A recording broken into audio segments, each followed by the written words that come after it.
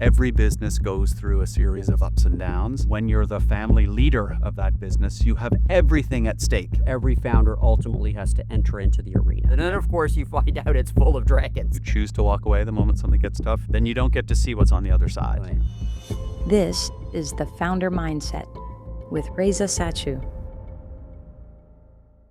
The founder mindset is not just about starting a business. It's a way of living. At its core, what it enables a person to do is to do the thing that every human being wants, to have a positive impact on the people that they care about. In this podcast, what we are going to do is meet with some of the greatest founders, some of the people that have had the most improbable journeys, who have lived with the founder mindset. And through this process, what I hope to do, in partnership with the Foundry, is to share this mindset with as many people as possible so that they too can benefit from achieving the impact that they most want to achieve. This is the Founder Mindset, and I'm Reza Satchu. What does it take to be a founder? Galen Weston didn't build from zero. He rebuilt at scale. As leader of Loblaw and George Weston Limited, he transformed a legacy retail empire into a modern national powerhouse, proving that reinventing a giant can demand the same bold decisions as starting from scratch. Galen Weston, welcome to the podcast. Thank you for being here. Thank you. You know, Galen, one of the very unusual things about this podcast, having you here, is for the most part, what we have are traditionally defined founders, people who are sort of imagining a new world, a new product, a new service, and they're sort of trying to convince people that there's something there, and then they go on and try to make something happen. This is unusual in that you oversee a very large fourth-generation family business. So does this concept of the founder mindset resonate with you in your position? Very much so. I think it's, I'd like to imagine that an owner, multi-generation family-owned business is the ultimate founder. In a way, you know, I represent my father represented his, and so on and so forth. But the other thing about being an owner is that every business goes through a series of ups and downs. In some cases, you face existential challenges. And when you're the family leader of that business, you have everything at stake. Right. Working your way through those challenges. And I think that's very, very similar, to a founder who's starting a business for the first time. Yeah. It's very remarkable. I hadn't thought of this concept of an owner as distinct from a CEO, right? Meaning you can imagine a CEO of a large public company is different potentially from a mindset perspective than an owner CEO of a public company. Would you agree with that? Fundamentally different. Yeah. Fundamentally different because your time horizon is different. Mm-hmm. You're thinking in terms of generations. You're not thinking in terms of quarters. And that impacts the way that you make decisions. And the biggest difference, that I see, is if you have a 5-year tenure, as the CEO of a company, you make a set of decisions that are primarily driven by what the current third-party shareholder is looking for at that time. Right. If you are an owner and you're in an executive position, the decisions that you're making have to take that into account if you're a public company like we are, but they also balance the long-term value creation and the long-term impact. So in some ways, as a founder, of course, you cannot be thinking in days or weeks or quarters because you're imagining a world that doesn't exist today at its core. Right. Meaning Of course, you have absolutely. to be thinking You're about creating something. You're creating something that doesn't exist today. So the parallels are quite sharp, as you said, with an owner who's thinking about things in terms of tenure. When you think about the odds of a fourth-generation family business growing, if you just said being around would be, but I think we learned in class that 1% make it as far as you have. Okay, so if you think about your family as distinct perhaps from others in that you've made it this far and have built such a robust business, my sense is it has as much to do with mindset and principles as it does with any particular business decision. And I'm curious whether that is true. And if so, what would those Weston principles look and feel like? Yeah, look, I think that is true. There are a set of principles that guide, certainly the way that I operate. Some of them I think I could articulate, in words, and others are deeper. They're sort of internal drivers. I can tell you first and foremost, it's not about money. Money is part of how you score, your progress, especially something like shareholder value. It's sort of an output money. It's an output. It's not a drive, from my perspective, to get richer. What is the inner drive? Part of it is, I believe I come from, a position of privilege, and being in a position of privilege, you have a responsibility to give back. And I don't mean give back, specifically in terms of charity or philanthropy. I mean give back, to build something, that fundamentally improves, the world, or improves a community, or improves through creating jobs, lowering prices, availability, those sorts of things. Yeah, it's access to food. It's access to health and wellness. In the businesses that we're in, it's access to places to live. We're also in the real estate business, and it's also about thinking, what can make a community better beyond that. If you can more effectively manage chronic care, or support people who are suffering from diabetes, these are all positive community impacts that matter as well. And I have the great privilege of having known your parents, and I just say it's such a loss to not have them around. They played a remarkably important role in Marion and my life. Just incredibly generous people. What I'd like to understand is your childhood, okay? A little bit about perhaps some obstacles that wouldn't be obvious to others that you had to overcome, the learnings, and perhaps where this ambition to have impact came from. What did it look like having lunch with your dad or dinner with your mom? I mean, tell us what it looked like on a day-to-day basis. Well, look, we had a wonderful life. I started out my life, I was born in Ireland, and we grew up on a farm, a sheep farm, and spent a lot of time outdoors. We moved to Canada. My mother, as an Irish woman, when she moved to Canada, she had two requirements of her husband. She said, look, I'll move to Canada on the basis that my children grow up bilingual, French and English, of course, and that they become really great skiers. Oh, my mom didn't know how to ski, but she thought Canada snow, that's something. Right, okay. Well, you fulfilled those things. Well, I don't know that I'm bilingual. Okay, but you are a good skier. I'm a decent skier, so half and half. That's not too bad. But my parents were serious people, and they enjoyed serious conversations with each other. With their children. And so that was part of life growing up, around the dinner table.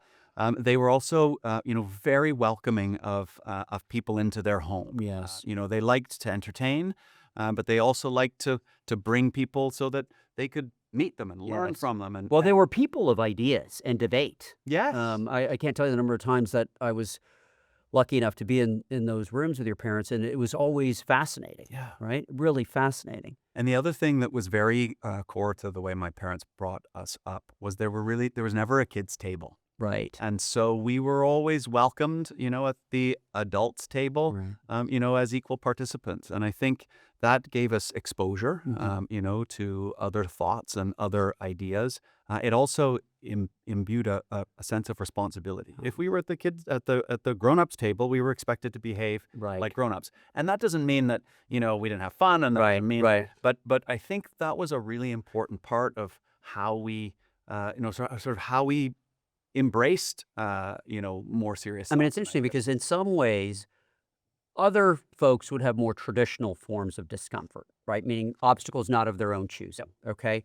It's interesting, what your parents were doing here was almost manufacturing some discomfort, meaning in some ways putting you at that table, knowing that it was slightly uncomfortable and where you had to sort of elevate to that table. Yeah, it may have been, and they certainly had a lot of belief in me. They had a lot of belief in my sister, and I think they wanted to expose us. I'm not sure they went so far as to think, let's create discomfort for them, because that will help, them sort of develop their character. And then they gave us independence. They gave us the opportunity to, to fall on our faces. And they were stern, but they weren't judgmental. Right. Talk to me about your relationship with the business, the family business growing up. Was it preordained that you were going to join the business? Was it? I mean, talk to me how that was. It an albatross around you? Was it an opportunity? How did you? Yeah. How did the young Galen think about the business? Yeah. To this day, I don't know the extent to which my father was a generational legacy builder.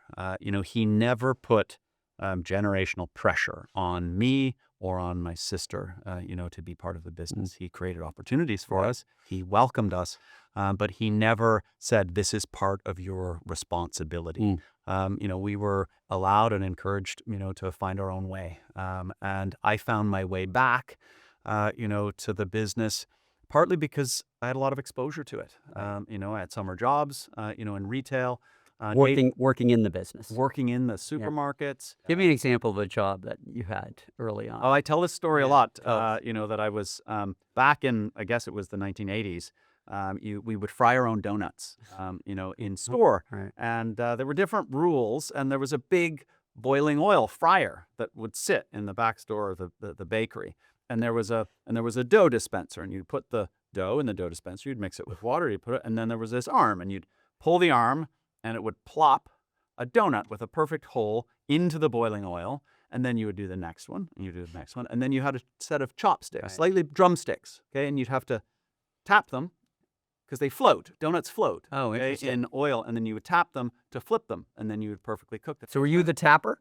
I was the tapper, and I was working the arm. That's a serious responsibility. It turns out and it turns out that when a donut drops into the fryer, it makes a little splash. A little splash of boiling oil. Right. So I barely noticed it, but then I have these little red marks, all over my hands. I'm like, where did that come? And then I realized it was This is what it is. donut fryer. That's interesting. All right, so you had your scars from your literal scars, although I think they're mostly gone now. I have a phrase that says every founder ultimately has to enter into the arena. Okay, they have to enter into the arena with all the dragons and all the fire. And we're going to, in my mind, your entrance into the arena was when your father asked you to take over the business when you were 33 years old. Okay, and a complicated, competitive, large business that had been struggling with people with far more tenure than you who were positioned to take it over. When your father asked you to do it, was it something at the time that you were excited about? What was the emotional response when you realized that he wanted you to do it? Yeah. Well, in fairness, I'd been on the management team of the company for quite some time, and I had strong views, about what should or could be done differently. And you'd express those views. And I'd expressed those views to him, and it ultimately, I was the one who went to him. Okay, and I said, look, I'd really like crack at doing this because we were going to make changes, to the senior leadership team of the business. And I put my hat in the ring, essentially. And so he thought long and hard about it, as I was subsequently, was told. And he consulted a number of people because he was trying to strike this balance between, like, is he ready? Who else can do it? He wants it. Should I give him that chance? Right. And ultimately, the answer was yes. And I came into it with strong views about what needed to happen. But I was 33 years old. So where did that convict? Because it's unusual to have that level of conviction at that age with a business that's as complicated as this business, right? This isn't a business where you have massive tailwinds and you're sort of shooting for the moon. This is a business where you've got Walmart and Costco coming into the country. You've got razor thin margins. And this conviction is unusual. Yeah, maybe. I mean, except for when you grow up in the business right. and you see it all the time, and you've been trained to think about new products, and you understand what a good supermarket looks like and what some of the challenges we were having. So you felt you had a right to win, effectively. Well, and remember, I was the head of strategy for the company at the time. And so I had done the strategic assessment of the business. I had identified, on behalf of the management team, what the risks were, where the sort of threat vectors, were. And so, I had a view. I had a view, and I would go home every night and I would say, look, we need to be doing this differently. We should be doing that differently. It's not to say that my insight was particularly brilliant, right. But it gave me some conviction that on day one, I would have a list of things that I wanted to try and make happen. Right. And so when the naysayers came out, right, saying Galen Weston's too young, not experienced, maybe he can do it, just not now, okay? And certainly there'd be few people who were of your age running other comparable sized businesses. And of course, this is so consistent with a founder too, right? Who people are immediately saying you can't do this, okay? Whether you don't have enough information, enough resources, enough domain expertise, whatever it may be. When you heard that noise, okay? I mean, you had this call to adventure that Yes, maybe I had you the could call do to it. adventure. You had Sure, the I call did, to I did, adventure. I did. But of course, there was Yeah. many people who were refusing the call. Yep. Including analysts, newspaper reporters, Yep. shareholders. Yeah. Tell me how you dealt with the naysayers. Yeah, look, I don't think I realized when I stepped into it, how negative the reaction would be. And I tried my very best, to shut it out. My father struggled enormously with this because he had people who, frankly, we were letting go or who were leaving the business because they didn't like the direction, we were headed. And they were picking up the phone and they were calling him and saying, your son is making a mess of it. Wow. You That must have been must very stop difficult him." for your dad, yeah. Oh, it was very, Yeah. very Yeah. difficult. And he handled it unbelievably well, in the circumstances. So you enter the arena, Enter the okay? arena. You enter the arena. You have the call to the adventure. Many people say don't do it. You have a couple of mentors who help you get into the extraordinary world. And then, of course, you find out it's full of dragons. Full of dragons. There's a lot of dragons. So talk to me about one or two of the particularly spiteful dragons. Oh, Like, my what were the goodness. big challenges you faced? Yeah, when you so entered? many, Yes, many I dragons, and that you don't even realize they're dragons until they're burning you. Right, I think right. it's part of the value of being young, and not really knowing what you're up against. I remember, one of our very, very first major price investment campaigns. I thought makes perfect sense. We're going to lower our prices and we're going to get a sales return and we'll be off to the races. And in fact, we lowered our prices. We didn't get the sales return and we kept Big our cost. prices down. And Right. the next thing we knew, we lost $400 million. Okay. And all hell broke loose. Right. And I think it was right after that the stock price dropped to its absolute low. And that was an unexpected consequence. In hindsight, I should have seen it coming. Yes. But didn't. But you learn from it. Yes. And we never did that again. Yeah. You know what's interesting is I have this saying that learning, especially in the age of AI, happens when you're making consequential decisions that you're accountable for. Because it's in those moments that you're trusting the one trait that we most want as human beings in the face of AI, which is judgment. Okay. 100%.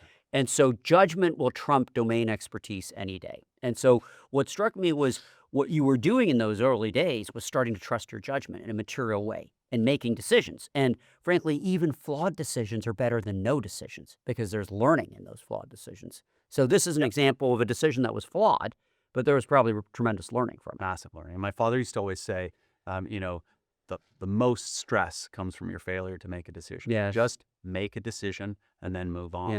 Yeah. And so, I learned a lot. Yeah. I learned that it wasn't the end of the world if you make a mistake. Yeah. And then you learn from it and then you move on. And, in theory, you make less and less mistakes. Someone else said to me once, I thought was another really powerful idea, you only have to get 51% of your decisions right in order to come out on top. Yes. And that's a nice way of think about it. framing Yeah. the way you calibrate risk, Yes. And I would say even further because, yes, that's absolutely true, 51%. But the other thing is the 49% that you're getting wrong are valuable. Right. Learning Right. experiences. Yeah. It makes the Yeah. 51% If more you learn likely from to it, happen. it's Yes. good. It's good. You have to learn Yeah. from it. I have a phrase which says, if in doubt, act. Okay. Now, Mhm. that doesn't mean that you just go in a different direction. What it means is there's human nature in the face of imperfection to stay the course. Yep. Right. But the reality is that is a decision to stay the course. 100%. Right. And so you just need to force yourself to make that judgment that I am actually staying the course as opposed to sort of just pretending you're not making a decision. Yep. And so you must have found yourself in that situation many times. Oh, many, many times. Yeah. And I guess one of the things, and this would relate back to the concept of being a founder, is when the buck stops with you. Yeah. Which ultimately it did in my case, did my father's case, and it does if you're a founder. It's very liberating. Yeah. Yeah. Because you have to make a decision. Yes. And that in itself, you can't defer it, Yeah. you can't pass it on, you don't even get to do it by Right. consensus. So it's very interesting because some people listening to this might say, well, that sounds very stressful, right? And it is stressful, but I would also say it's freeing. It's Very. liberating. It is. Because You know what it's like. Yes, because you have the freedom to make that impact You do. and to make that decision and to learn from that Yep. decision. And if you Right. understand, again, that you're not making decisions that are entirely binary, that Right. you're going to learn from, Right. or that they're going to make a mistake, but you can correct it along the way.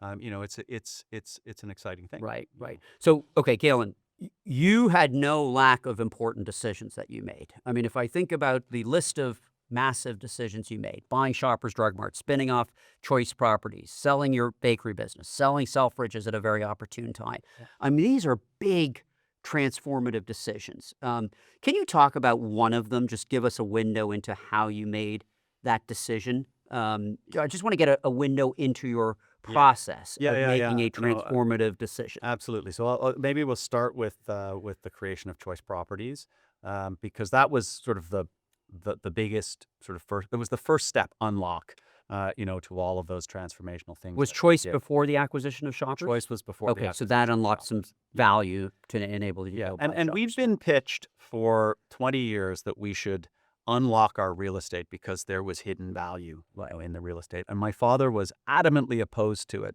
He believed that your real estate underpinned, the strength of your retail company. And yet we were looking to unlock value so that we could do things, with that value. And so I had to work out, with a great, team of people, how to achieve both goals. Right. Okay. And then, I guess the buck didn't really stop with me because I knew I was going to have to take that decision or recommendation at that time and get my father's endorsement and support. And so what I felt was that our real estate asset, it wasn't just trapped value, but it was trapped opportunity, because a real estate company needs a different balance sheet. It has a different return profile, and it requires a different level of expertise in order to make good on the real estate. And inside a retail company, it would never get the time and attention, that warranted it. I also wanted to create another diversified source of value, for the company. So you spun this off outside of So we spun it off. But the trick, as I said to Dad, we are going to own the same exact economic interest in the real estate that we had before we spun it out to what we had. What we will have after. Oh, that's compelling. And so I said, look, it's no change. Yeah. It's no change. Well, and that's because we had two companies, building company Yes. and an operating company, but we did that. Right. And so we never lost the single most important asset that real estate confers, which is control of it for the retail company. Right. Okay. So now we fast forward to today, Galen, where the stock when you joined was at $4 or $5. Today, I think it closed at $63. We've got a $70 billion company at Loblaw. It is the third largest food retailer in the world. Now, number 1 and 2 are Walmart and Costco. They're a little further ahead, but nonetheless. By market cap. By market cap. Yes. Okay. We're number 3. There are bigger private companies in retail, food retail. Yes. Okay. But nonetheless, by anyone looking at this, they'd say you're in a very positive, strong position. Okay. And the business remarkably has weathered all sorts of competitive pressures and continues to deliver tremendous value to Canadians across health, beauty, and food. And so you're sort of at this very interesting inflection point where you can think about what does the next 10 years look like, and do we play it safe? Do we perhaps employ a founder mindset and think, and all within the context of if you look at the 25 largest companies 25 years ago, none of them are on that list today. Okay? That's scary. Right? That is scary. If you look at the number of fifth-generation family businesses, it's exponentially small. Yep. And so you've got these headwinds as well, which say that if I don't innovate, someone else will, and we may have an incumbent. So I'm curious how you're thinking about the next 10 years. We have all these forces of change that are happening. So give us a window into how you think about what this business might look like over the next 10 years. Look, I mean, when you spend 20 years, which is essentially what we've done, sort of fixing and repositioning a group of companies. But now you get to the point where you're thinking, okay, this part's done. What's next? And you have a whole separate set of problems. So in our case now, we have tremendous financial flexibility, and that is an amazing beautiful opportunity, place to be, but it's also a big risk, right? Okay, because now you can explore anything, and I'm a curious person, globally, I'm across industries. In things. I like new businesses. Yeah. I like innovation. I like technology. I like all this stuff. So how do you create a set of sort of parameters, that where you have a right to play, and where you have the capacity to be successful, and that's a little bit of the art, here, and we're working our way through it. And you can imagine, there's a set of opportunities that are about adjacent businesses to the ones we have inside Canada that we can build on to create more impact. Right. That's very compelling to me, especially in areas like healthcare, where I believe we can make a huge positive impact on the community. Let's talk about it, because my sense of you and your family is, first of all, entrepreneurship and capitalism, business building is a force for good. Yep. Right? It creates jobs. It allows people to feed their families. It's an amazing. But what makes it even better is if, in fact, you can see it having a real positive impact on the community you serve. So if we could dare to dream about the kind of impact that your family business could have on millions of consumers, what does that look like? Yeah. Goal number one has to be to continue to deliver the best value and ideally lower prices, for food, in Canada. But the place that I think has the most transformational potential, perhaps for our company and also for Canada, is the way that technology is going to completely reimagine healthcare. Right. And Canada may have an opportunity, to leapfrog a number of other countries by the way that it deploys some of this, new and perhaps technology. inspire other countries to follow it. And potentially inspire other countries to follow. So, think about chronic disease management, heart disease, hypertension, diabetes. These are all areas where the combination of technology, of the emergence of new therapies and drugs, and then good, consistent, regular attention from your community pharmacist can really expand the access to care model. So I just want to talk a little bit about commitment with you, because it strikes me, and I've now known your family for over 20 years, commitment seems to play an important role in your family in terms of how you think about generational business, relationships. And we're living in a society today where I'd say we face an existential threat because people view commitment as a sacrifice and not as a superpower. And we see it in the curse of optionality. We see it in the decline of home ownership, all these sorts of things. So I'm curious how you think about commitment. It's very motivating to feel that you get out of bed and you have, a commitment to something that you can't just put down. It also, you're foregoing other things. Yes. Okay. And it's precisely because you are foregoing other things that you learn what you're capable of. 100% right. Right. Yes. And so it's sort of this really odd thing where we live a life where we want as many options as possible because we're taught in school that options have value. Yep. But of course, what happens by living a life full of options is you never figure out what you're capable of. Right. And also the other thing I say that is when you commit, magic happens. People show up precisely because this young 33-year-old says, I can do this. And they're suddenly saying, wow, this fellow's working really hard and really believes in this. And by the way, the fact that he's not on a beach when he could be, has its own kind of weird, kind of dynamic. inspiration. Yeah. If you were able to walk away the moment something gets tough, or you choose to walk away the moment something gets tough, then you don't get to see what's on the other side. Right. And in my case, personally, there were lots of really tough moments where, if I didn't feel this sense of commitment, I would have stood up and walked the other way. And then I wouldn't have benefited from, getting through it. Well, it turns out those moments of crises are incredible learning opportunities. And then also what comes from, and there's reward at the other end. Because you made it through it. Yeah. And often good things happen, if you stick at it. Sometimes it's just keeping going. Yes, correct. Persevere for so long as you can fail well. Right? Don't Yeah. cross that line. Okay, so let's talk about commitment, Galen. As you think about, you have so many things you could do. And I got to think that you said it, right? You're in a very sort of strong position and there are all sorts of things you can do. And so my question to you is, what is something you're thinking about committing to over the next decade that you think could bring you profound contentment and hopefully profound impact? I'm a very proud Canadian. Yes. And, I see Canada as a country, with almost unlimited potential and many challenged missteps, particularly over the last decade or so. And there's many other Canadians who feel this way, and so we made a pledge as a family about 6 months ago that we were going to commit $1 billion specifically to projects that we believed would strengthen Canada. Yeah, and that's remarkable. And that's not just philanthropy. Part of it is philanthropy, but it's also about working on the drivers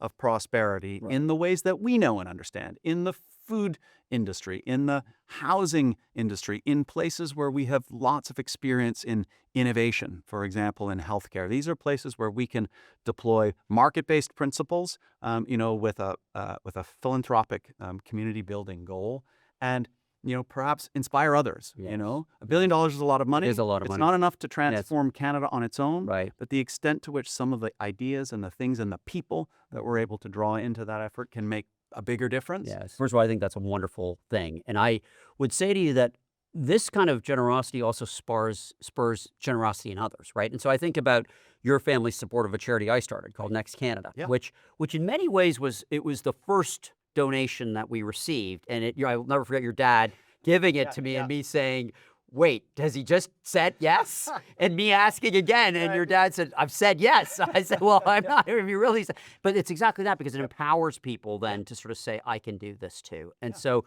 I think, look, I think, Galen, I'm going to ask you one last question, which is, there are folks that are watching this and that are considering entering into the extraordinary world as we define it, okay, and taking sort of a leap, making sort of these small C commitments to start thinking about how to live a life where they can have more learning, more resources, and hopefully more impact. What would be your advice to those people?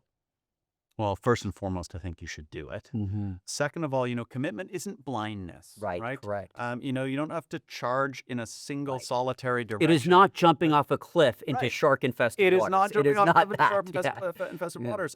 And the place, the destination you think you're headed to when you start on one of these journeys is not the place that you end up. And that's good as opposed to a challenge. And you've got to stay committed and work your way through, to get to the end. And in my experience, sometimes you're moving quickly. Sometimes you know exactly what you're doing and you feel a great sense of clarity. Other cases, it's foggy, but you keep walking forward, and ultimately the fog clears and you get somewhere. Well, that's a great way to end. Thank you, Galen. Thank you for being on the podcast. Thanks. You've been listening to The Founder Mindset with Reza Sachu.